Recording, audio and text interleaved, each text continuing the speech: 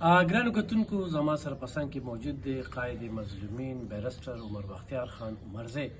موږ دې نه مخکې خبرې اترې وکړو. یقینا نن چې بیرسټر صاحب کومې خبرې وکړې زموږ علم کې ډېره زیاته اضافه وشوه. دا دویمه برخه ده او دا موږ په ریکارډ کوو. دلته کې بعضې خلک سیاست کوي او هغوی موږ د طبقې سیاست کوو، طبقاتي سیاست کوو او د خپلې طبقې سیاست کوو. دا خپله طبقه پکې څه وي، دا پردۍ طبقه پکې څه وي. په دې باندې بیرسټر صاحب سره خبرې اترې کوو. ډېر سیاست موږ په دې خپلو سیمو کې وینو، وی طبقاتي او خپلې طبقې والا ته توجه کې او زه ستاسو طبقې نه یم. الف خان وروره، زه د هغې چا جانشین او فرزند یم حضرت امیرالملک خان رحمة الله چې کوم په دې پوینټ باندې چې دی عوامي نیشنل پارټي دی او دا یې جي هغه ټایم پرېښی دا و چې کله باچا خان هم چمتې او ولي دادا هم چمتې او د اسفندیار ماما جي دومره پوزیشن نه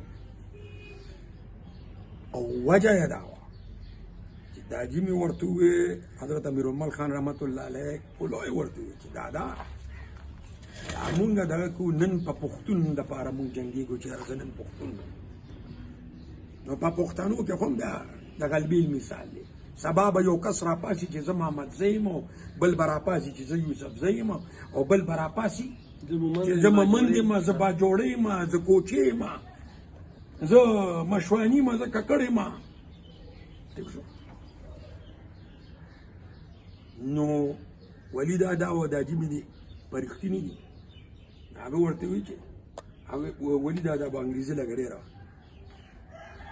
son, this is what politics is. چې بچیا سیاست وی دی. ټیک شو. او هغه چې زما د خان بابا د بلتون لارې هغې به فرمایل چې بچې د ظالم او د مظلوم فرق. نه ټول خانان ظالمان دي، نه ټول غریبانان ظالمان دي، نه ټول ملیان ظالمان دي، نه ټول چې د پاسني ظالمان دي، نه ټول چې د کوزني ظالمان دي، نه ټول کافران ظالمان دي. په هره طبقه کې، په هر کور کې، په هر چا په اولاد کې، په خپل پردي کې، یار دوست کې ظالم او مظلوم وي. ستاسو د میډیا د په دې کې نشته، په علماء کرام کې نشته، په بزنسمینانو کې نشته، په سیاسیانو کې نشته، په نوکر پیشه کې نشته، په هر ځای کې شته. نو چې کله ته د ظالم او د مظلوم دغه وکړې نو قومیت، رنګ، نسل، عربي، عجمي، دا ټول هر څه ختم شو. او دا اصلي اسلام دی. اصلي اسلام دی. نبی پاک صلی الله علیه و آله و بارک وسلم اخیری خطبه چې ورګي الفاظ دي هر ځای کې مونږ سره په دې وکالت دی ډایریا کې لیکلي وي تور ته په سپین، سپین ته په تور، عربي ته په عجمي او عجمي ته په عربي. اس فضیلت نه دی حاصل. کو فضیلت حاصل دی هغه چاته حاصل دی چې کوم ټول نجات تقوادار پرهیزګار دی. ته به یو سړي کې کو ښځې، کو سړي، کو خاني، کو غریبي، کو ماشومي، کو میایي، کو مولایي، ته به پکې وړومبنی شی څه ګوره تقوا، پرهیزګاري. تقوا دې ته نه وایي چې د یو سړي وس نه کېږي او یاره زه وایي چې د اډه مې نه ګډه نه کېږي چې غولې تنګ دی او د غل نه غلا نه کېږي چې شپه جمعې. نه، تقوا دې ته وایي چې الف خانه وروره پرې مه کوه. ستا د شرابو وس کېږي یا زما کېږي او زه شراب نه څښم، دې ته تقوا وایي. زما د سود کولو وس کېږي، زه سود نه کوم، دې ته تقوا وایي.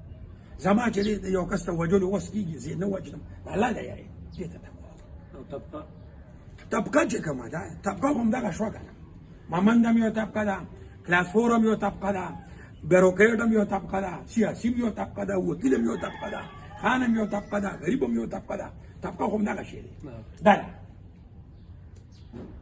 پوه شوې په خبره؟ موږ دې ته دا کړي چې زه غریب یم او ما د خپله طبقه دغه.